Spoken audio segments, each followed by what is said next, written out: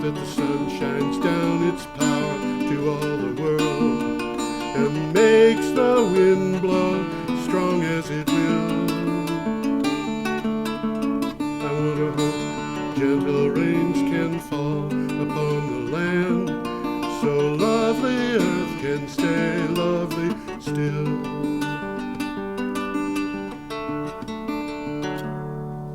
Hello, ladies and gentlemen. Welcome to George Harvey and Tom Fennell presenting Energy Week, or Energy Week with George Harvey. That's me making problems for the show, and Tom Fennell and our guest, Tad Montgomery, who is going to be here complaining about everything I say.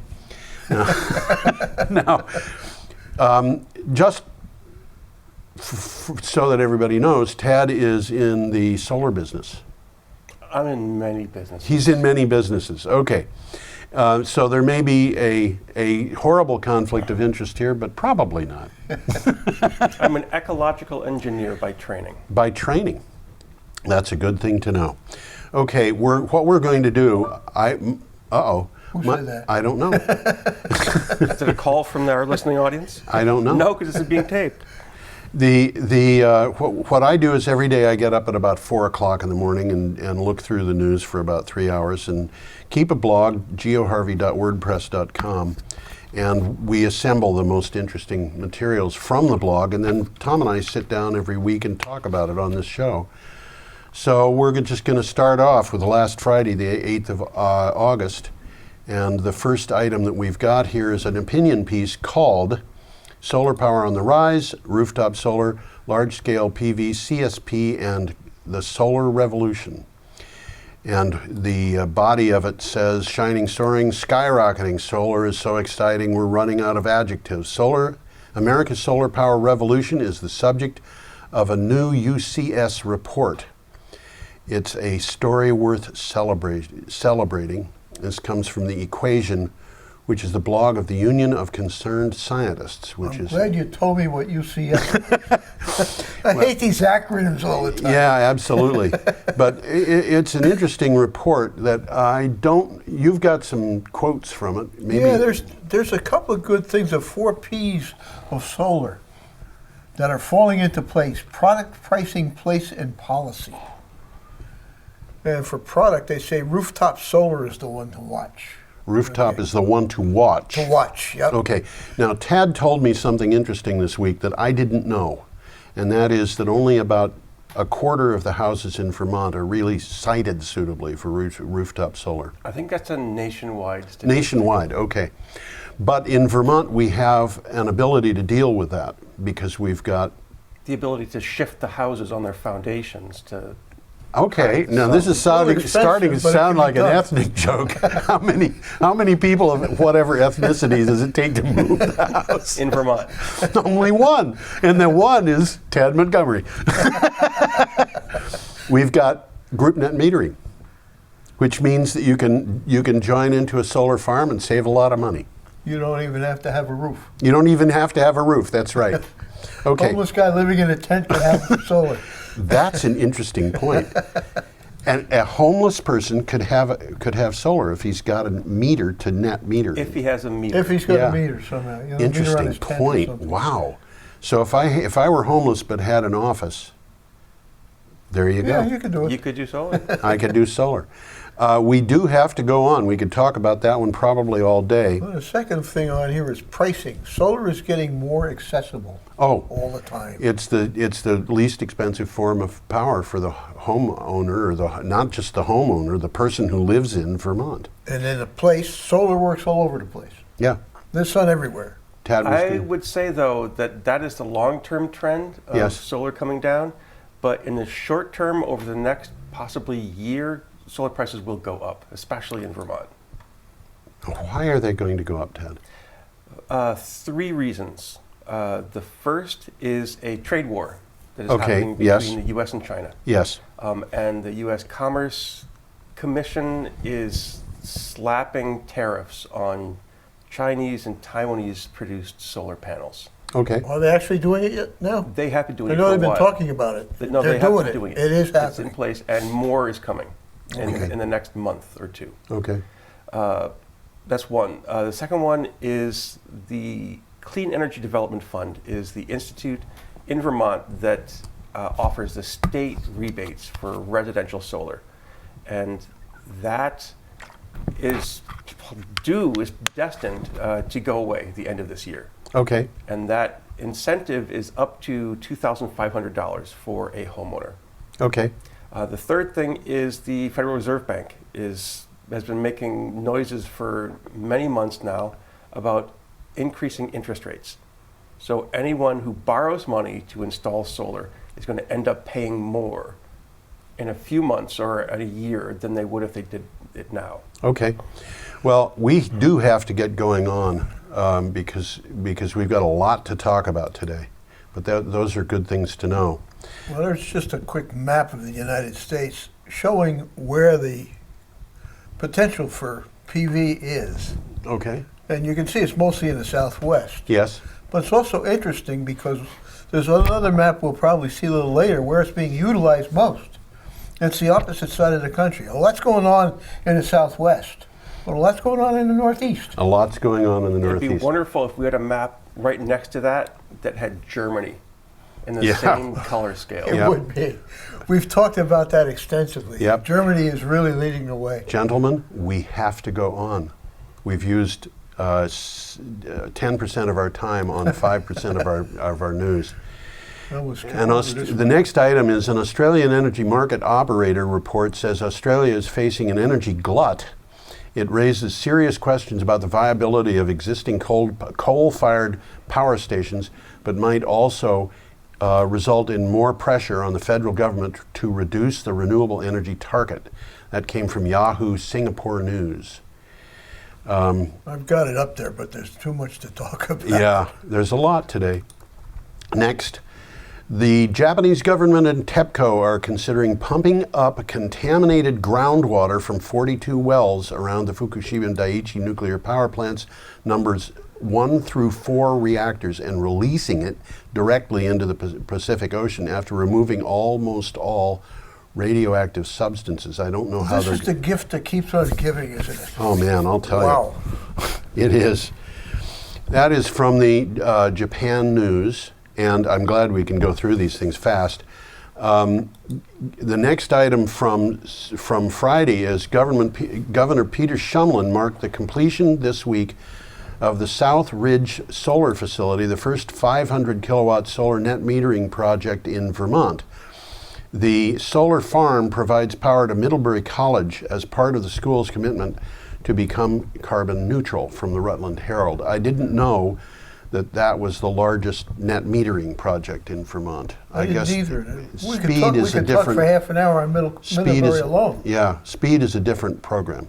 They're And doing, up until the end of this last legislative session, Vermont capped its net metering at 500 kilowatts. Oh, I didn't know that. Now you see, I don't know everything. Okay. On Saturday, August 9th, we got this from the Renew Economy. South Australia's wind farms produced enough electricity to meet a record 43% of the state's power. This is the state of South Australia. During July, during the whole month. And on occasion, during the month, provided all of the state's electricity needs. What do you suppose that's doing to those coal stations? My goodness gracious. sell your stock in Australian coal, guys. They got 100% of their needs at time from wind, and that doesn't count solar.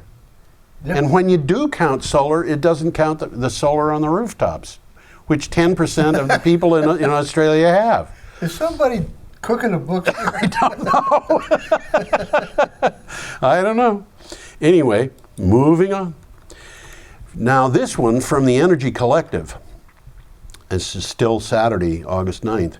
Massive algae blooms on Lake Erie have robbed Toledo of clean drinking water, and boiling water with blue-green algae toxins just concentrates the poison. The causes include loss of wetlands, crumbling infrastructure, invasive species, and, guess what, gang? Climate change. There's a picture up there on the screen. Doesn't look like much. That big green stuff. Yeah? That's an actual picture of Lake Erie. Oh my gosh. And it shouldn't be so green. Shouldn't be so green. That's an I actual should point photograph. out, this is blue-green algae, which is not really algae. It's also called cyanobacteria. And it is not all cyanobacteria is poisonous. We should point that out too. There is spirulina, which people actually eat. Which people eat, right? Yeah. It's Pay good money food. for. And get good money for, and we could make it ourselves in our own backyards if we just had the apparatus to do it. We could grow it like farmers grow turnips. Okay, and in fact, they've been talking about doing exactly that and using the spirulina for biofuels, for making biofuels. The next item, also on Saturday, August 9th, from Clean Technica, residential solar provider Sungevity, Incorporated and headquartered in Oakland, California, has announced that it has expanded its solar services into New Mexico and Vermont.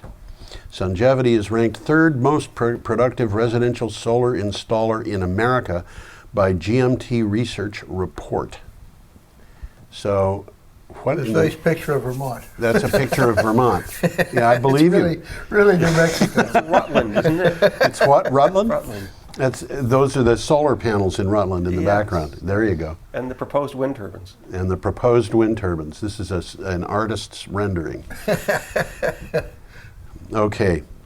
And finally, I think, for Saturday, we're moving along. Wyoming's Industrial Siting Council voted 7-0 to approve a proposal for a 1,000 turbine wind farm. That's a lot of turbines. It's a lot of turbines. During the 2-day public hearing, no one spoke against the project.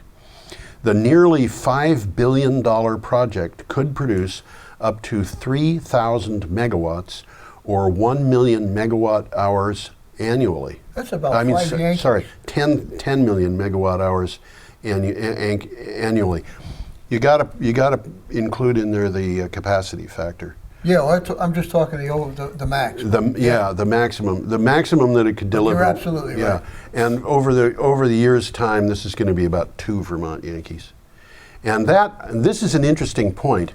That particular wind farm, once it's completed, is slated to have 114 permanent jobs on it.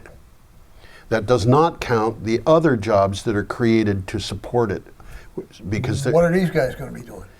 oh, they're going to be doing things like going up and maintaining the wind turbines, which have to be, that's something that has to be done on a weekly Well, they don't basis. do it more than once a year, do they? Well, according to a certain person, they do. They do not for need. No. Let's not mention any names. say We which don't want to office. get into We won't say which office. Yeah, right. Okay. Wind turbines need to be, the Searsburg wind farm, which is tiny compared to this thing, has 11 turbines, and they're small turbines at, what are they, half a megawatt each? I don't think they're even that big. Yeah, I had thought they were about a half a megawatt Yeah. each, but they have, my recollection, Tom, and you might correct me if you have different memory, is that they had 3 employees, I think that's correct, yeah. and 2 of them might have been part-time, 1 full-time. That I'm not sure, but Okay, but they did have permanent employees. these are the permanent guys that are there. Yeah, I mean, when we went there, one of them brought us around. right. But they got backup guys. Well, they had people doing different things. He was a meteorologist, and there were people who maintained the turbines. Yeah, no, that's Yeah. right. He was from So these are full-time jobs, and contrary to what some people believe. Now, on Sunday, August 10th, by the way, that came from the Casper Star Tribune Online. Okay, now to Sunday. Where else would you find it? Clean Technica gave us this. This is an opinion piece. RMI blows the lid off. RMI is the Rocky Mountain Institute. RMI blows the lid off the baseload power myth. It's a video by Amory Lovins. And if we have time, we will put that probably into a special that will run this week on Channel 8. Well, I've got it down here. We don't have time now to play it. No, but we I'm don't. ready to play it anytime. Anytime. Tom is ready.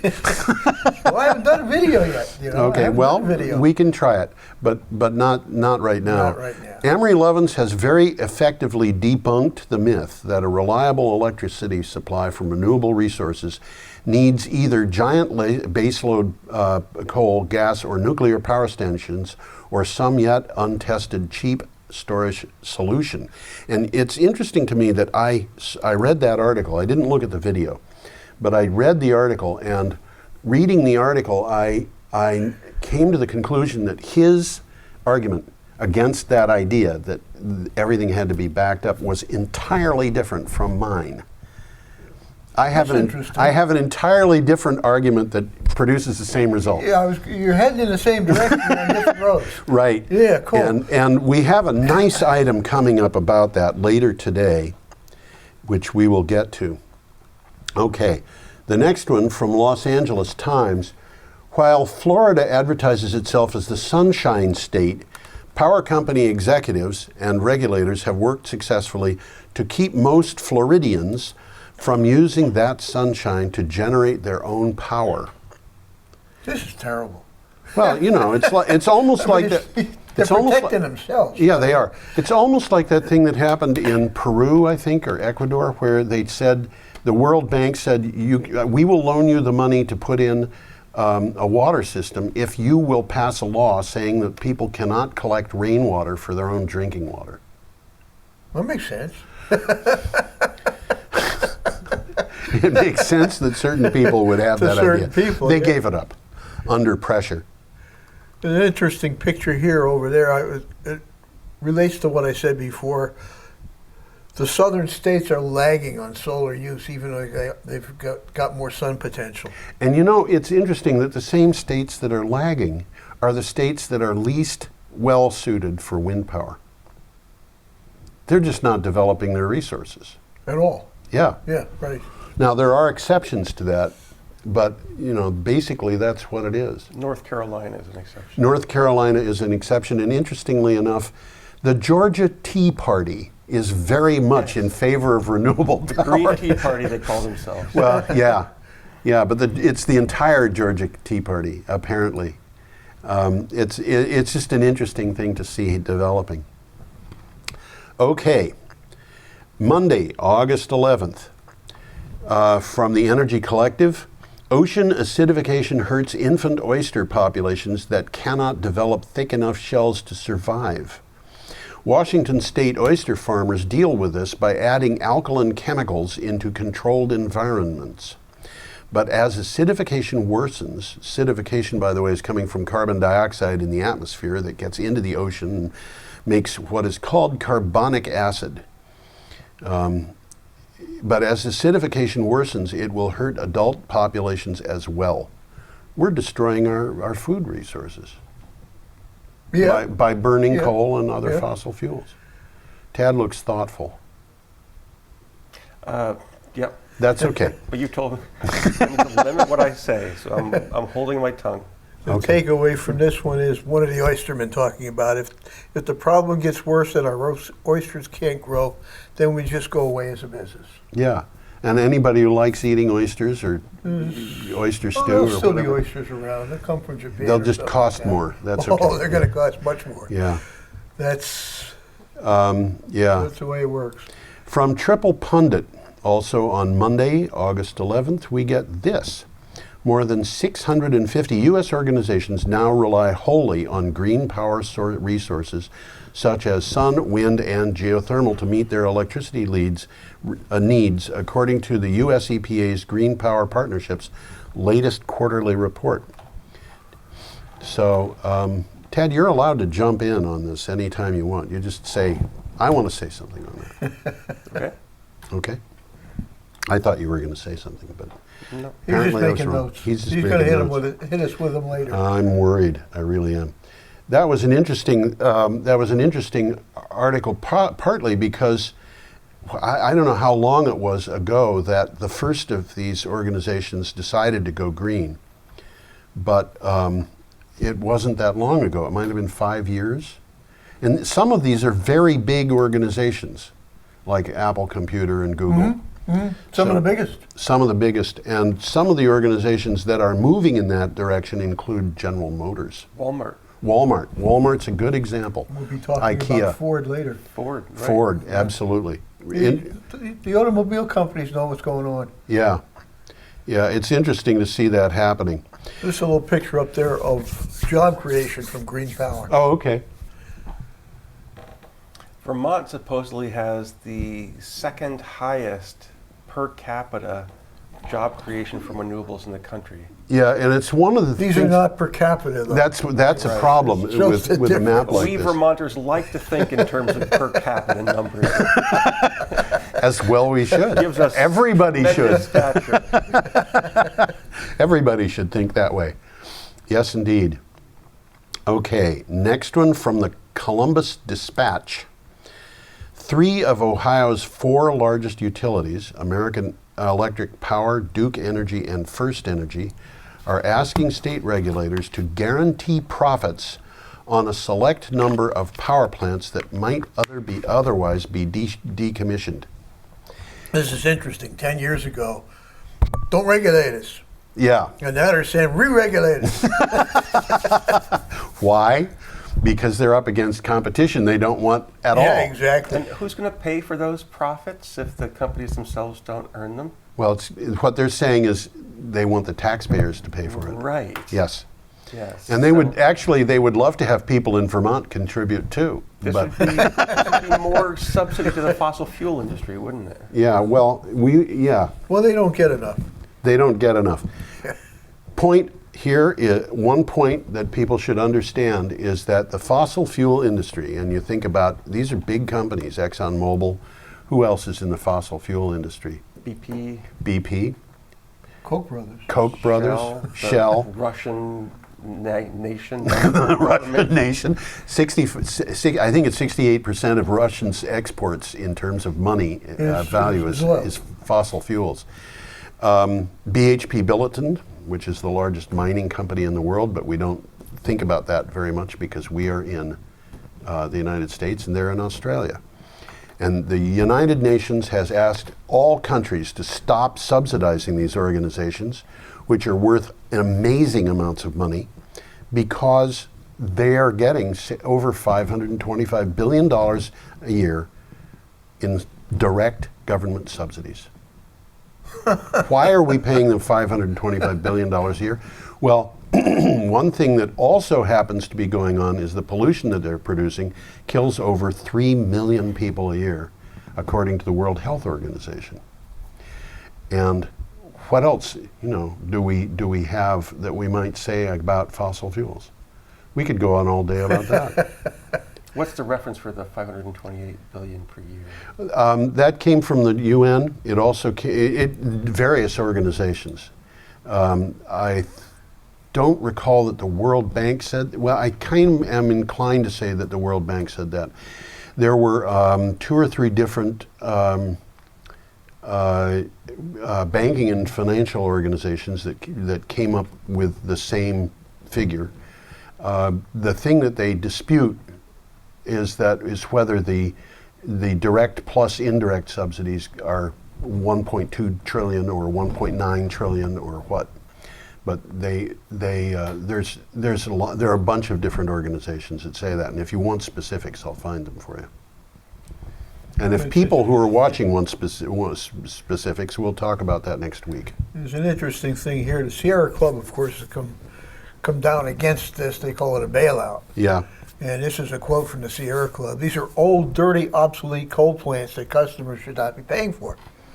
Utilities have been shutting down coal-fired plants for 2 reasons. 1, to comply with clean air regulations, and 2, because many of the plants are not profitable enough in a competitive market. All right, so they want the government to make it profitable. the free market people, if you're in favor of a free market, notice this. If you happen to belong to the Tea Party, notice this. If you're a Republican, notice this. Maybe it would be something that will put the Republicans on a out of denial situation. But could help. if you're a Democrat, notice it. If you're anybody who has a political motive in the United States, notice it. But anyway, are we done with that one? We're done with that. Okay. Next, and this one is from Tuesday. The Equation, which is the blog of the Union of Concerned Scientists, had an opinion piece called Fracking, Energy Abundance or Crisis.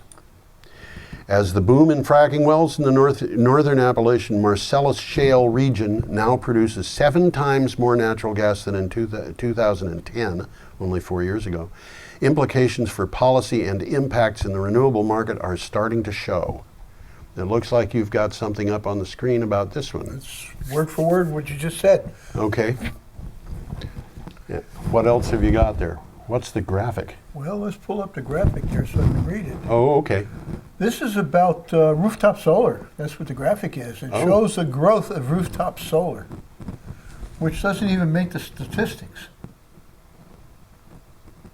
People, when they're talking about solar, they don't generally count rooftop. Oh, yes, of course. Yeah, that happens to be true. They don't talk about rooftop. They talk about grid tied, but not rooftop grid tied, generally speaking. What they're talking about is utility scale. But is that related to the story that we're talking about? Yeah, it is. It came Oh, is from, it? It came from that. It came from the Union of Concerned Scientists. Yep. Okay. Should we go on or should we discuss this? Well, there's a lot to discuss here. Let's go on and we can come back to it. Okay. The next one from the Solar Power Portal. According to the latest weekly analysis by NPD Solar Buzz on UK PV market deployment, the UK's cumulative capacity has now reached 5 gigawatts. This makes the UK only the 6th country to have more than 5 gigawatt capacity. China, Japan, Italy, the U.S. have more than 10 gigawatts. And Germany is the undisputed leader with 36 gigawatts. now this will tell you something. This will tell you something. In the news this week, China announced that it had passed Germany. Is it really? So the indisputed leader is no longer indisputed. And it shows you how fast news changes. The information about solar power just changes remarkably fast. Okay. Well, this is about the UK. Oh, okay. And I'll bring up some graphs because it's happening real fast. This is the growth of solar in UK. Yep. Let me see if I can get that out of there. Yep. And it shows, in this particular case, 1/3 of it is residential. So that's rooftop. Okay. And is And, that counted in the 5 gigawatts? Apparently, in this particular explanation, it is. Yeah. And the bottom part of that pie, the reddish part of the pie, is ground mounted, Okay.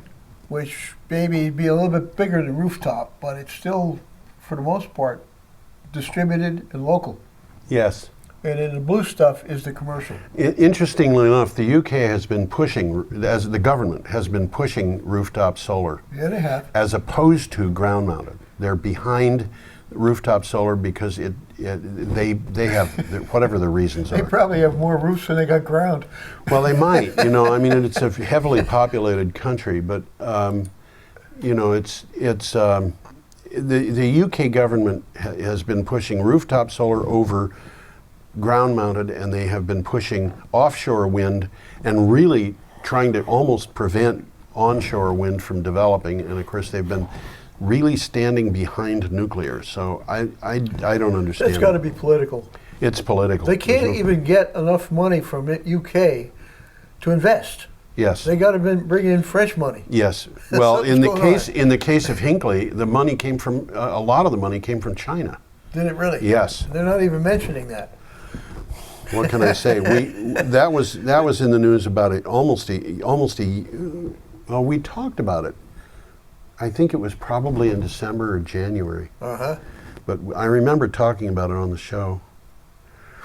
Okay, the next item, and I should say that item came from Think Progress. The next item is from Vermont Public Radio. Green Mountain Power broke the ground in Rutland Tuesday on a new $10 million solar project that the utility says will not only generate clean power energy, but also provide emergency backup power for parts of the city when it is needed. Oh, there it is. Okay, we had another one in between, but here's Green Mountain Power. I may have dropped one of these items. Yeah, there's Green Mountain Power right there. Okay, and there is Mary Powell talking about, if I see that correctly, which That's Mary. Okay, I knew the shape of the picture, but it was, I don't have my glasses on, so it's hard for me to see anything. And you have done something this thing funny. is thinking here. Oh, we've got a computer thinking. What a dangerous operation. Well, you can't see it, but there's a little wheel turning around. There's a little wheel. Okay, yeah. I'm going to take my little wheel and mosey on to the next item, and you can bring me back to this if you want me to. If you want to. The next. There we go. This one's still thinking. I don't know what the heck is. Okay. All right. From Renew Grid. That was the computer. What does it say? It's trying to connect to media public broadcasting net. I don't want it to. Okay. It was trying to connect. It picked up a link. Yeah. It picked up a link and tried to connect to it. Isn't it wonderful that we have these machines that can think for themselves and do whatever they feel like, whether we want them to or not? Well, I think there it is, what Okay. we're looking at, but I think we've really covered it. It's just a picture of a whole bunch of people with hard hats and Mary Powell talking about it. It is something that I think is important, though. Oh, yeah, it's just that the picture's not. Yeah. The reason why I think this is important is because what they're doing is they're building a microgrid, and it's based on solar power. It could have been based on wind. It could be based on biomass. It could be based on farm biodigesters, which are a type of biomass, or whatever. But those microgrids are the things that will take, in this case, Rutland, and the next time Hurricane Irene wants to hit us, it means that Rutland can clean up the trees on the streets, put its local power lines back into order, and come online as soon as it can, instead of having to wait for a larger grid to be repaired. Yeah, the innovative thing about this one is it's 4 megawatts of battery storage. Okay. That's new. That's innovative. Yeah. Does it say there how many megawatt hours? No, it doesn't. Okay. It doesn't. It says in an emergency, it'll enable it to provide ongoing renewable backup power to the hospital and nearby Rutland High School, which is a Red Cross Disaster Center. Okay. So in an emergency, they got a place to go. So the people in Rutland, if they break out, if they have no power, can go to the high school and watch television. I guess they could. And stay warm. So it More to the definitely point. is a microgrid, and it's a portent of things to come, because I think it's a good idea. Okay. That was from, let's see, where was that from? That was from the Vermont Public Radio. I already said that. Yeah, it was. Yeah. The next item came from Renew Grid. Many retiring nuclear and coal power plants that may not be needed. I should start this again. Many retiring nuclear and coal power plants may not be needed to be replaced on a megawatt to megawatt basis, according to a new report. This results from new technologies and distributed generation that improve energy efficiency along with soft demand growth. And some of the soft demand growth is because of efficiency, and more, definitely. yeah, and more of it is because of people putting in their own Localized generation. local generation system. So what they're saying here is confusing. I saw it. Oh, okay. It says some retiring power plants may not need to be replaced. They're replacing them, but they're replacing them with renewables. They're replacing them with smaller Right. fossil fuel Less plants, capacity. Less capacity. We will see another thing on that as we read today's news. Yeah, I think we will. And one of them is, no, we won't.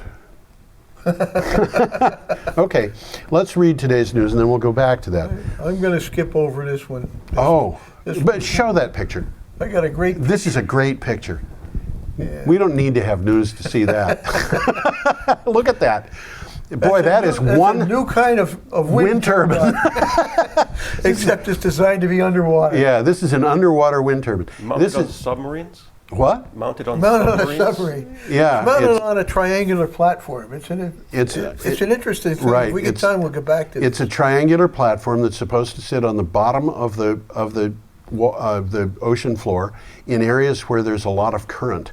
And that thing operates like a wind turbine, except it isn't a wind turbine. It's a water turbine. It's a water turbine. Yeah. It just sits there and spins, makes power.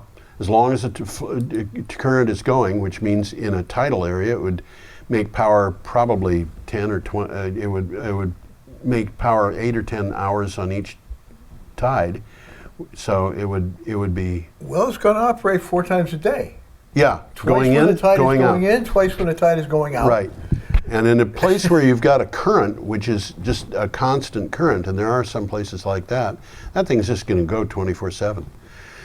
Well, this company, and we may get back to that. They've got another project going on in the Maine and New Brunswick border Yes.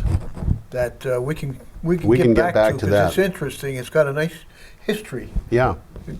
but we'll get back to it. Next, and this is something I think Tad mentioned earlier, Ford Motor Company is teaming up with DTE Energy to build Michigan's largest solar array at the Ford World Headquarters. The project will provide employees with 360 covered parking spaces and 30 charging stations for plug-in electric vehicles such There's as a picture those. of artist rendition. This Yeah. doesn't exist yet.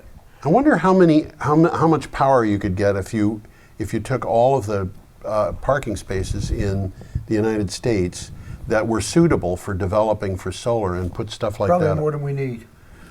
I think it's possible. I remember reading that the area of the United States that is covered by asphalt is bigger, I think, than the state of Louisiana. I can't relate to that. It's So. all right, and the final item that we've got on the news today, and then we can just tear into whatever else we want to talk about.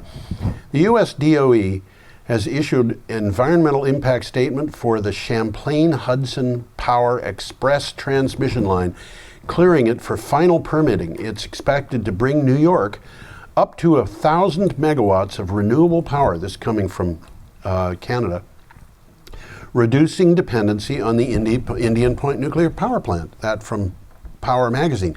And though they didn't mention it in the article, Entergy, the owner of Indian Point, was very opposed to this line because it might kill the fish in the Hudson River. Well, I'm glad to know that Entergy cares about the fish. By golly. Yeah, they're And- a good outfit. Yeah, and they were, one of the big things about Indian Point is the controversy about how many fish it kills. And the question is, does it kill 100 million a year, which is what Entergy claims, or does it kill 1 billion? Now, just to be fair, I have to mention most of those fish are fry, and they're really, really tiny. You know, I've got a lot. You got I a lot. wanted to talk about this one. I got a lot, but here's a map. I'll bring the map up of the. Well, it's up. It's up. It starts in Montreal, Okay. right up here. Yep. It goes down through Lake Champlain, Yep. goes overland from Lake Champlain down into the Catskills, Right. where it picks up the Hudson again. Yep. And then it goes down the Hudson to New York City.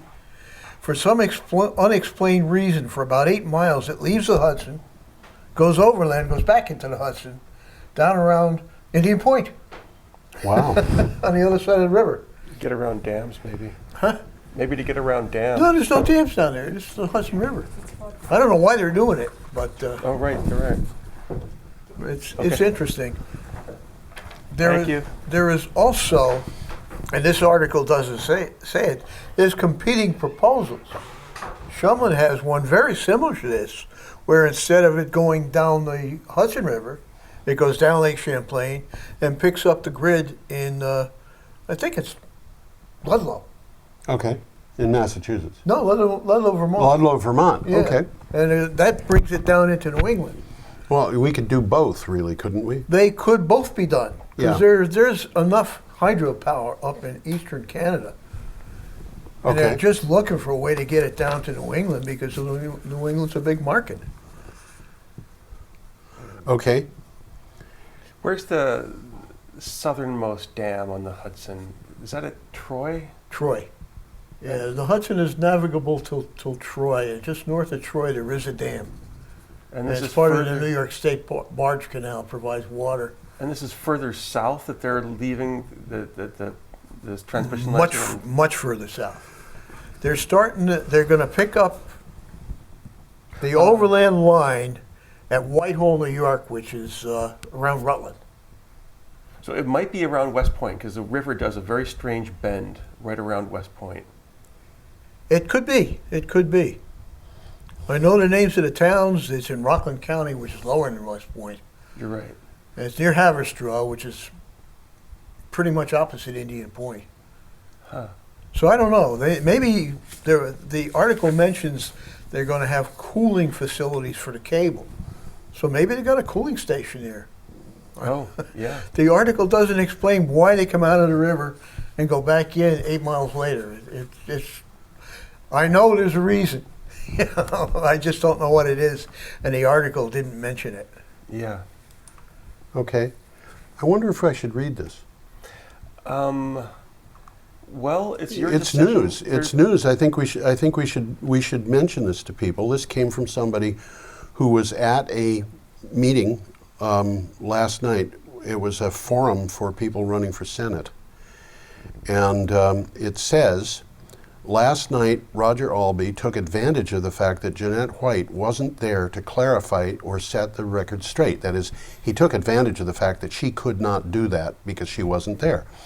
He erroneously claimed that White had said in the previous forums that, quote, many of our ridge lines will have to be satisfied for wind power, end quote.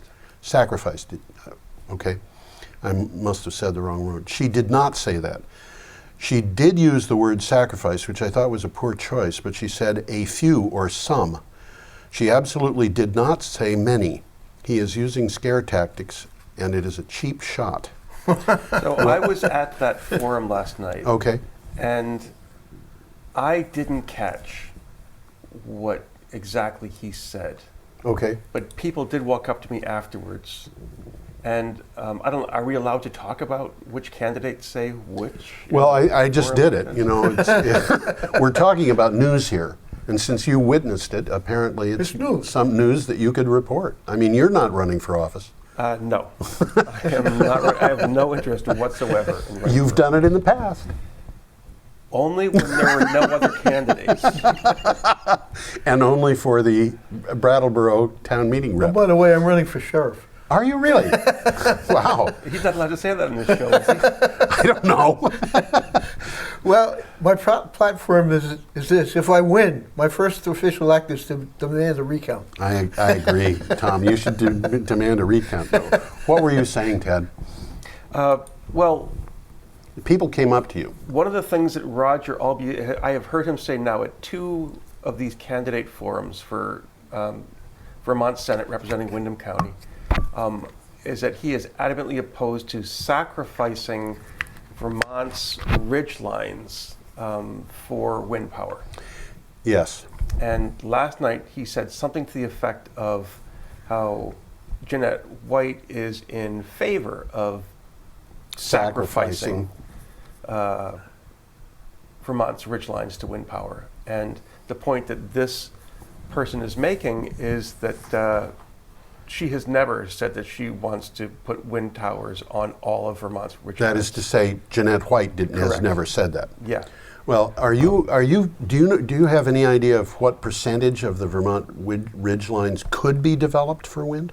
This is an interesting I question. have a friend who's told me that it's about 2%. No, not 2% of the ridge lines, 2% of the area of Vermont, Oh, okay. total area. But the thing is, the tall mountains are too tall for wind turbines. It gets too cold. It gets too cold.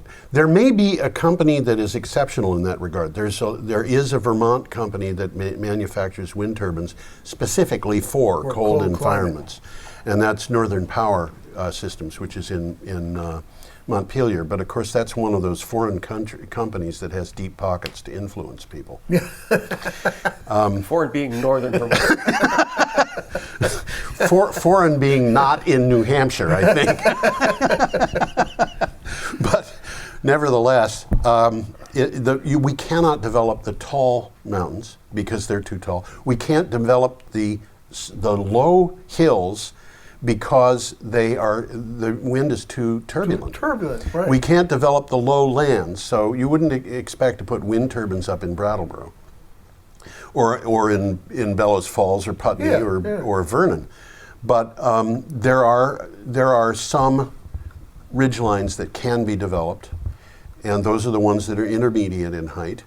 Those are like Searsburg. They're probably the ones that are lower than the ones that have ski slopes that have developed on them, and Searsburg being an example.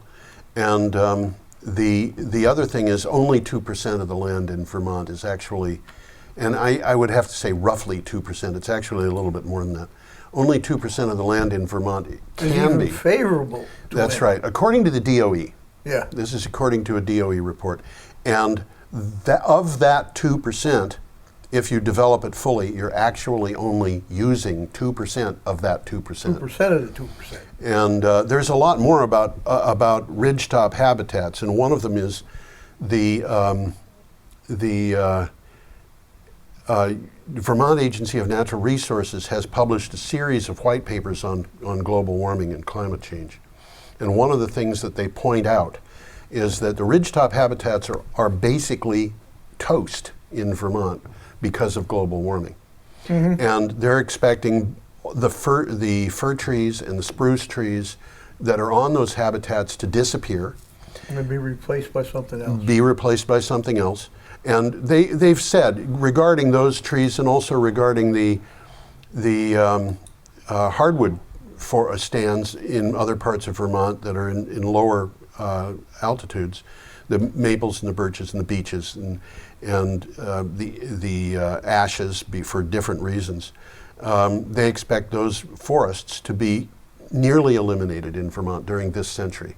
And what this means is we're not going to have maple syrup, we're not going to have the fall colors unless we reintroduce different trees from other parts of the country to make up those fall colors. And there are trees that we can do that with. The maple industry is well aware of this. The maple industry is aware of it. The people who are buying maple syrup should be aware of it too.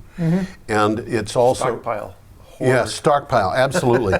But we're going to, according to the Agency of Natural Resources, our apple trees are in trouble. That's so I think we too. should start growing peaches.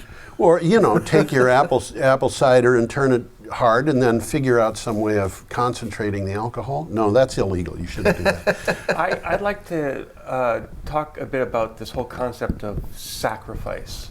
Okay, go ahead. Roger Albee is very adamant in his description of putting wind turbines on ridgelines as sacrificing those ridgelines. And there are a lot of people who hold that opinion, that putting wind turbines on our ridgelines is sacrificing them. But I've never heard any of these people describe a ski resort as sacrificing a ridgeline.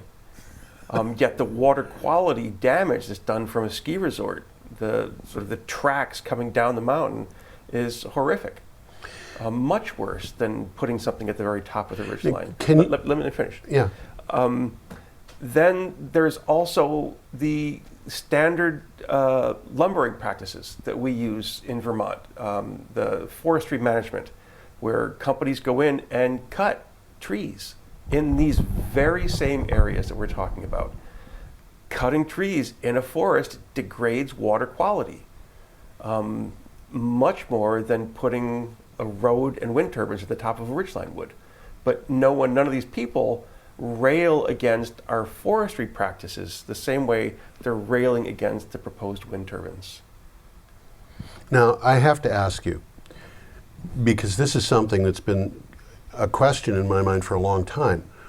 What do wind turbines and the development of the roads to put them in and maintain them and so forth, what does that do to water quality at the ridgelines?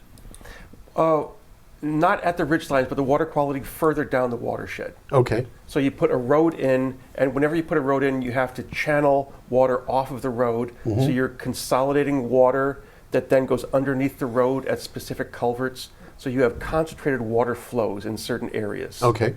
And that degrades the water quality right below those culverts. Which any road would do. Yeah. Which I mean, there's the skidders that are used for logging, I've seen them. They go up slopes that are almost amazing. They're so steep. Yeah. But they leave deep tracks behind, and Yeah. the water just flows down Logging those things. roads.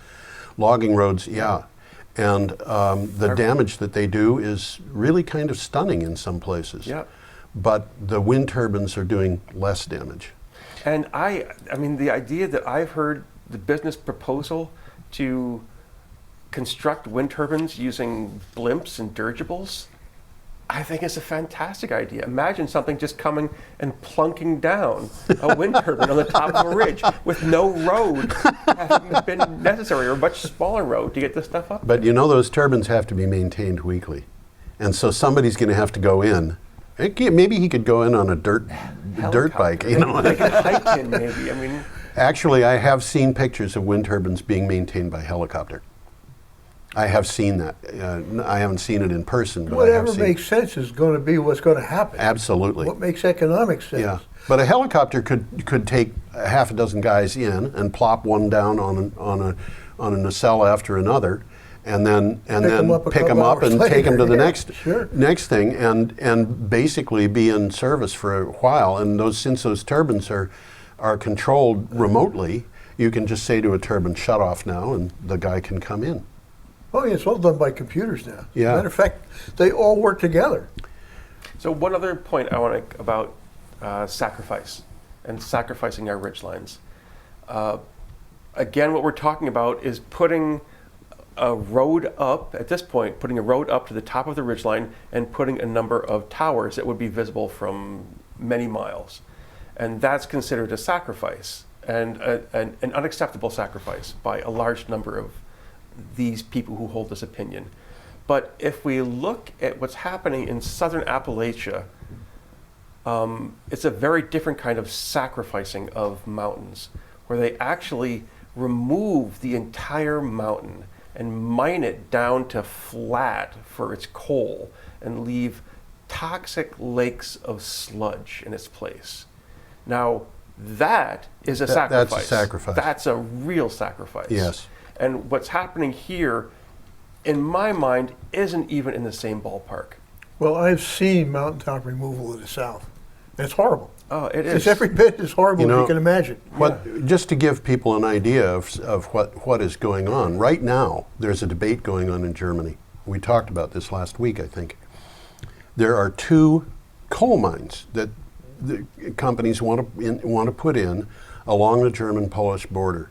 Mm-hmm. And in order to get those coal mines in, they're going to have to remove completely villages that were built during the 13th or 14th century. So these are medieval villages that are going to have to be removed. They're going to be completely destroyed. And the size of to make coal mines, and the size of those pits, each one separately, is the size of the island of Manhattan. Just picture that in your mind. And that's just to extract a product to be used once. To extract the product, and the product in this particular case happens to be lignite, which is not exactly clean burning. Brown coal. It's brown coal. It's soft coal, and this is what this is what the fossil fuel companies want to do. The companies that we are paying worldwide over $500 billion a year in direct government subsidies, which are killing over 3 million people a year. And you know, I'm sitting here thinking to myself, do the people who are running these companies deserve to be tried by a tribunal for crimes against humanity? That's a rhetorical question. I got my answer. Well, you know, it's the kind of thing that has been done in the past with, you know, Nazi leaders and things like that. And it makes me wonder whether that should happen, whether the people who should know better and don't should be slapped on the wrist in some manner. We're doing a lot of destruction. In Vermont, we have, and I keep coming back to this, we have pristine-looking streams and ponds that you can fish in and have a lot of fun fishing, but don't eat the fish because it's contaminated with mercury. Well, I haven't seen it in Vermont, but I have seen it in New Hampshire, signs by the stream saying don't eat the fish and then explaining why. Yeah, and I went to the Fish and Game Department's resource site, and I unfortunately don't have the link here, but you can find it easily enough by Googling Vermont fish mercury, and you'll find it. And the site tells you on a stream by stream, lake by lake, watershed by watershed basis. Basically, it's not a huge list; it's a bunch of watersheds. How much of the fish you can safely eat in a month. And it happens, by the way, that Lake Champlain, which is by far our largest water system in Vermont, a person who is a woman of childbearing age or a child should not eat any fish that comes from Lake Champlain. Fish. Wow. And a person who is not of those descriptions should not eat more than one meal a month out of fish from Lake Champlain. And this is Champlain. That's Champlain.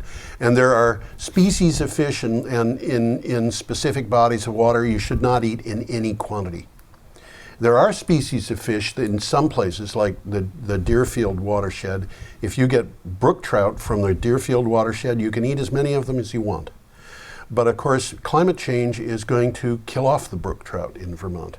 So this is not something that's going to last. We've got a problem. And the We've problem got is a lot of problems. Yeah, and the problems are coming from the fossil fuel industry, which is producing information that is influencing politicians who are saying that this is something that we cannot and should not do. And by the way, we're going to continue this discussion on a program that I believe will be on Channel 8, hopefully it will be, and Tad and Tom and I can talk about that for a period of time. We're close to running out of time here. Should we wrap this We got about segment? 2 minutes. Okay. We might have less than that because we had a false start. Yes, indeed. Okay, well, what we'll do is we'll wrap this up. We'll say goodbye to everybody. And then we will continue. The people who are watching this over the internet, I believe, will be able just to continue watching if they want, and they can put up with more than an hour of us. But we'll say goodbye. I'm George Harvey. This is Tom Fennell, Tad Montgomery, our guest, and we are Energy Week, and we will see you next time. We spin and we toil, we work all day, sowing and reaping, we store goods away, so we can be dressed well on the day that we die.